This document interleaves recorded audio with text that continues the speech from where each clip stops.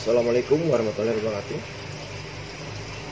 Berjumpa lagi dengan channel Pak Edi Fishing, channel edukasi tentang red maru. 2-3 minggu terakhir kita dihebohkan dengan viralnya SP Lempuyang, red maru SP Lempuyang. Jadi saya cukup prihatin dengan yang sudah membeli ikan ini. Banyak dibully, bahkan sellernya pun dibully. Jadi ini sebenarnya pertarungan antara seller ya.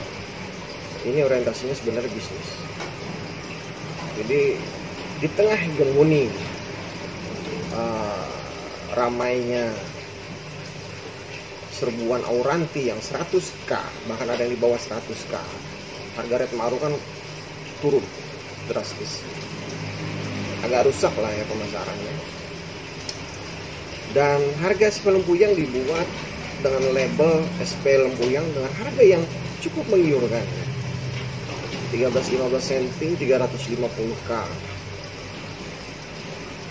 Dan ini ada dampak, artinya ada kecemburuan sosial dari seller yang lain yang membawa label yang lain, merasa tersaingi dan tidak mampu mengangkat harga sebagus itu. Jadi muncul sebuah penggiring opini ya, oknum-oknum tertentu yang aktif di medsos, sangat vokal ya, sok tahu banget gitu, padahal dia tidak tahu apa-apa, dan mengatakan SP Lempuyang itu semacam halus saja, atau diada-adakan saja, atau mengada-ngada. Terakhir itu ramai dengan postingan mancing lundu di jembatan Lempuyang. Berarti orang ini tidak tahu sama sekali apa-apa tentang Lempuyang. Hari ini kita akan mengupas tuntas, mengungkap fakta. Apakah SP Lempuyang itu benar-benar ada atau halus saja? Dan buat Anda yang sudah pernah mendengarkan atau mempercayai bahwasannya SP Lempuyang itu tidak ada, kalian terprovokasi dengan sumber yang tidak bisa dipercaya. Sama sekali dia tidak mengerti tentang sampit, dan dia sok tahu tentang sampit. Dampaknya Anda menjadi korban. Buat yang sudah beli SP Lempuyang, jangan khawatir. Hari ini kita ungkap sebuah fakta. Kenapa harganya mahal? Karena medannya berat, resikonya tinggi, dan ini memang dirahasiakan. Bahkan di live saya sebelumnya, saya sudah pernah mengatakan kalian dikerjain oleh seller. Artinya dikerjain oleh seller bukan dia mengada-ngada. Itu satu hal yang saya ungkap hari ini. Pertama, SP Lempuyang apakah ada atau eksis? Ada. Apakah ada spotnya? Ada. Dan saya garis bawahi terakhir, yang nomor 3 adalah SP Lempuyang ada dalam teritorial Sampit Kota Waringin Timur. Artinya itu termasuk red sampit. Ada, spotnya memang ada, ikannya memang ada, dan dia masuk teritorial Sampit Kota Waringin Timur. Jadi 3 fakta ini yang akan saya ungkap hari ini, agar tidak menjadi polemik dan menjadi sebuah perang medsos yang tidak jelas. Ikuti perjalanan saya menyisir, menemukan sebuah danau di daerah Lempuyang sangat potensial dan menghasilkan red maru. Video ini sebenarnya sudah saya buat 4-5 tahun yang lalu, tapi tidak pernah saya publikasikan karena ini classified, artinya dirahasiakan. Kenapa itu dirahasiakan? Agar sebaran red maru daerah Sampit itu tetap terjaga, diirit pelan-pelan. Bayangkan kalau itu sudah tereksploitasi oleh orang 3-4-5 tahun yang lalu, bagaimana nasib red sampit? Sekarang aja udah semakin surut, makin susah. Makanya ini saya rahasiakan. Dan ternyata begitu ada yang memulai mengenai SP Lempuyang, dia malah dibully. Padahal itu memang benar-benar ada. Ikuti perjalanan saya, bagaimana saya mencari red maru di SP Lempuyang.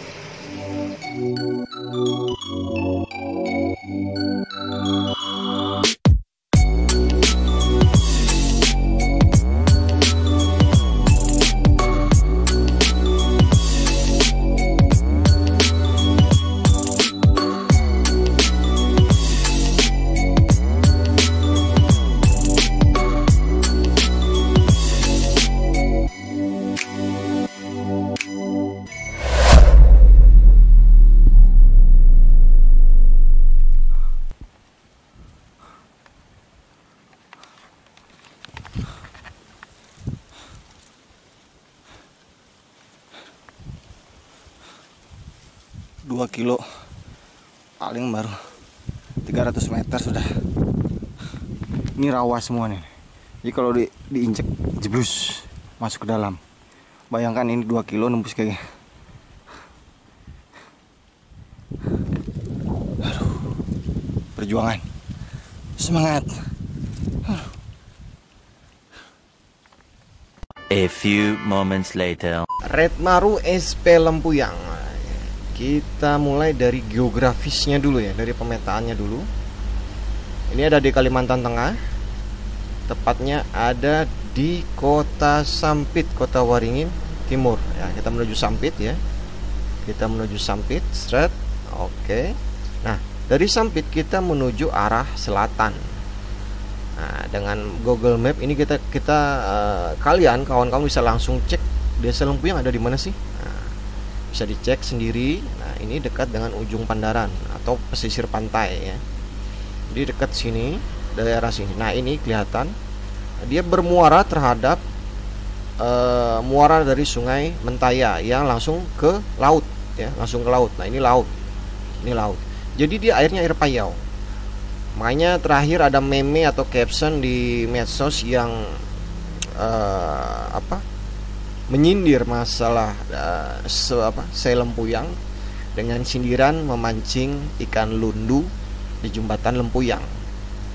Terlihat sekali orang ini tidak paham bahwa Lempuyang itu betul dia ada di muara, jadi dia air payau, tapi air payaunya tidak sampai ke sana ya, kecuali pada saat musim penghujan atau pada saat kemarau. Kalau kemarau itu kan air asinnya tinggi sekali, kualitas air asinnya. Nah, kalau di saat musim-musim seperti ini, itu dia masih air tawar ya. Dan ini sungai ini dia memecah menjadi dua, bercabang ya, ke kanan dan ke kiri. Yang ke kanan ini adalah Lempuyang kecil. Nah, ini adalah kantor Desa Lempuyang, dan ini Lempuyang besar. Kita ganti peta ya supaya lebih detail, supaya lebih jelas. Karena Google Map nggak begitu detail nih. Nah, ini saya menggunakan peta yang lain, sumber peta yang lain ya.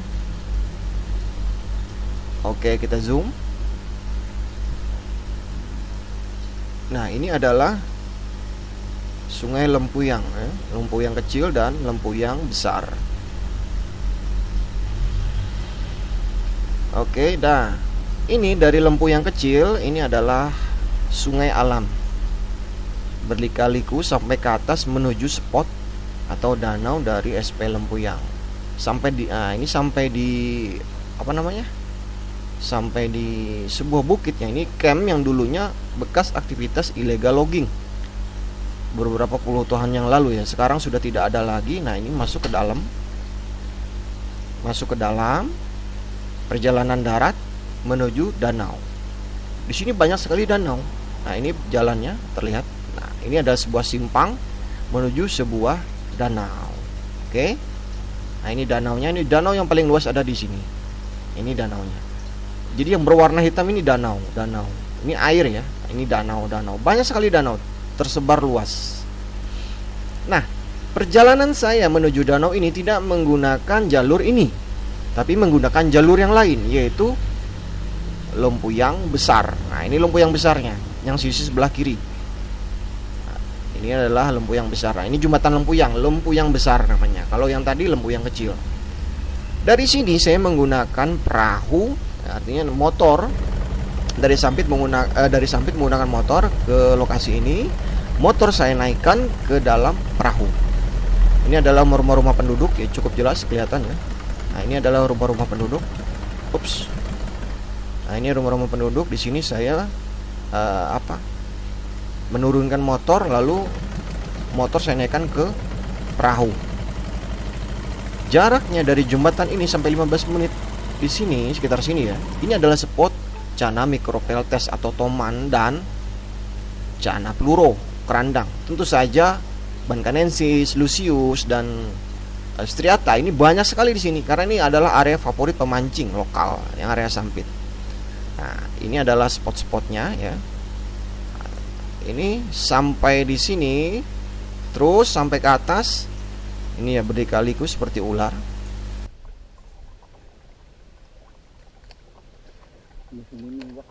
Ini buaya. Mang, koman, kanal. Angker apa? Waduh, sangkutan boleh. Nah, udah sangkutan. Ada masih. Tahan. Jangan, Ban. Aja.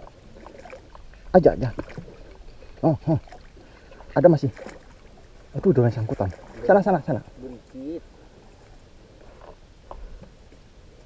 Ada rumput ke lah. Lain.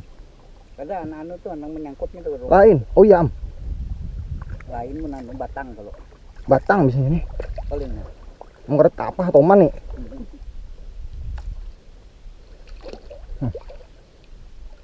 Ranggau nih kan.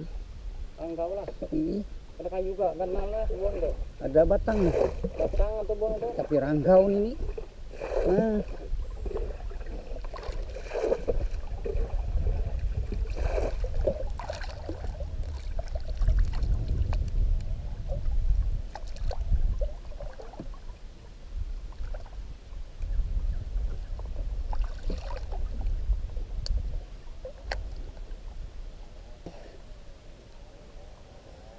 Ini sangkut bekit gaya.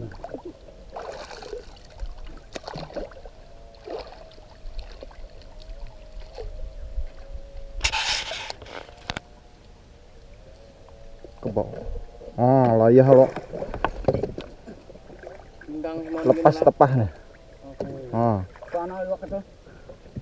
Itu kan ini masih lu kan. Udah teman. Kita menuju sebuah pondok ya, pondok atau bukit. Nah, sebuah bukit. Ini masih panjang perjalanannya, sekitar 1 jam, 1,5 jam menuju sebuah bukit. Nah, ini namanya Bukit Tempukas. Ini adalah Bukit Tempukas, identik dengan warna pasir berwarna putih dan ada pondok di sini ya, ada pondok di sini. Perjalanan sekitar 1,5 jam menuju ke atas ya dari jembatan. Dari sini kita menurunkan motor. Jadi pakai roda 2 kendaraan bermotor melewati hamparan pasir dan hutan. Oke, assalamualaikum warahmatullahi wabarakatuh. Riding and fishing my bike, my tackle, my adventure. Kita berjumpa lagi, tapi kali ini benar-benar wild fishing. Coba lihat tuh kendaraannya loh. Jadi kita perahu, motor dinaikkan ke atas perahu. Terus kita perjalanan darat lagi menuju loh spot. Konon ceritanya danau ini tidak pernah dijamah atau mungkin jarang dijumpai untuk para angler. Kita coba spot ini. Nggak sabar dong ngetes. Sepanjang perjalanan tempatnya excited banget. Masih banyak binatang-binatang liar yang bisa ditemui di daerah sini. Oke, ikuti perjalanan kami. Nah, ini adalah jalurnya tadi. Ini yang saya lewati waktu itu dengan seorang kakek yang kebetulan beliau adalah suhunya di sana ya. Jadi panglima tunjuk, maksudnya tuh guide-nya ya, mengarahkan, dan beliau paham betul di sana areanya seperti apa, dan di sini cukup sangat beresiko karena memang masih kuat mistisnya dan tidak bisa sembarang berbicara, tidak bisa sembarangan berperilaku karena fatal akibatnya ya. Nah, ini adalah jalur menuju simpang yang sama. Nah, simpang yang sama yang tadi melalui lempu yang kecil. Nah, ini simpangnya. Terus masuk lagi ke atas, kembali ke danau ini. Jadi ini adalah danau terbesar yang ada di sini. Sekitarnya juga banyak danau. Ini juga danau, ini juga danau ya. Banyak danau. Banyak sekali danau di sini. Ini adalah area Kalap. Hulunya Kalap yang ada di area Kota Waringin Timur, Sampit.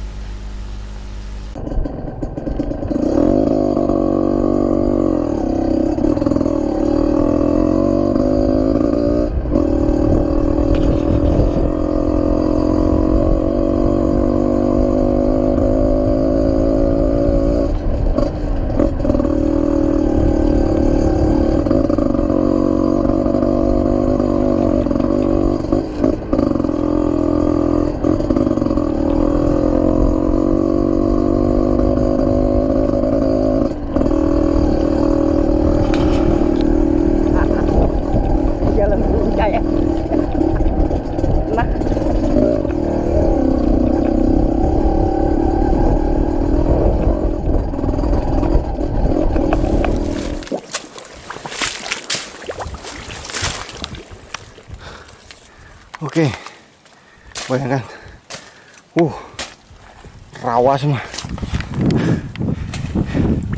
2 kilo rawanya aja, jalan kaki. Belum nyampe spot ini. Lanjut.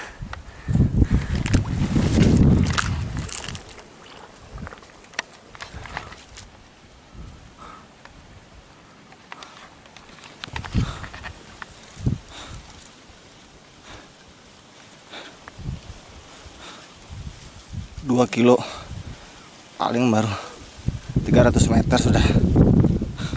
Ini rawa semua nih. Jadi kalau diinjek jeblus masuk ke dalam. Bayangkan ini 2 kilo nembus kayak gini. Aduh, perjuangan, semangat.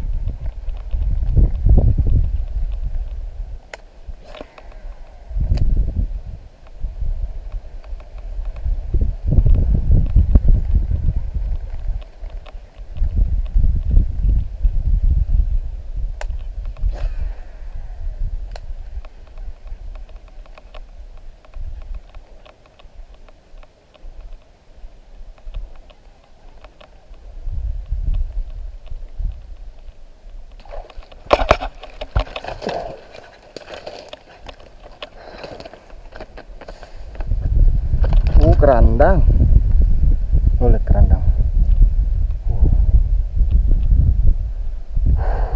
Kerandang.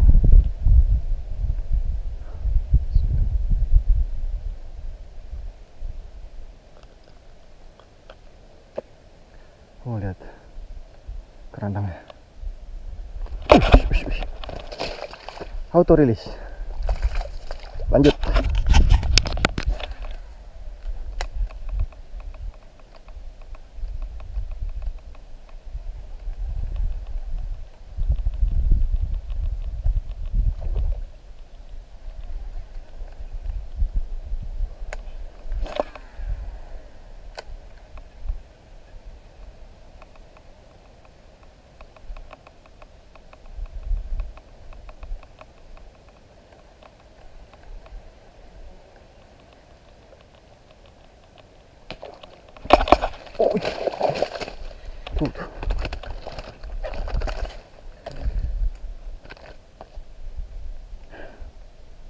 Kerandang lagi.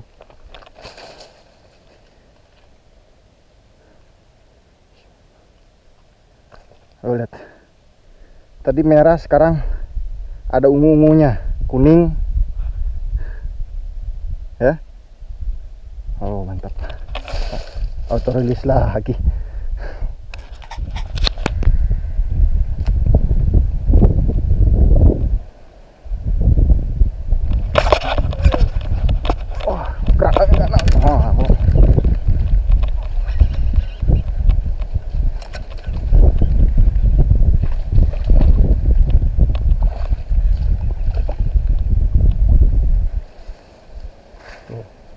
Kalau ini lumayan, karena lumayan.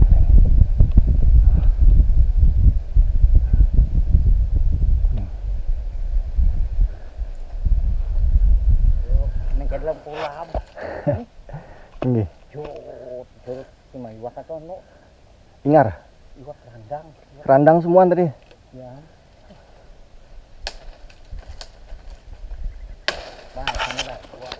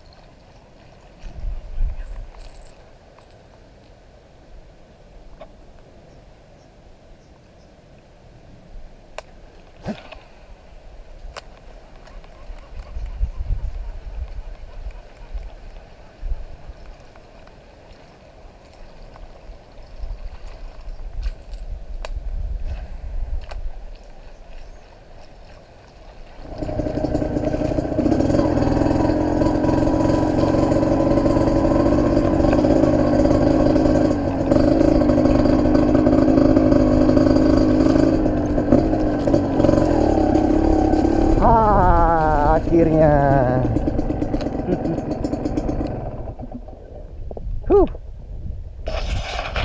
Kegiatan. Akhirnya sampai Bubulik lagi. Spotnya bagus tapi momennya belum pas. Oke, itulah tadi perjalanan singkat saya mencoba mencari spot ya. Itu video itu 4-5 tahun yang lalu, kurang lebih ya 4-5 tahun yang lalu. Memang ini saya rahasiakan.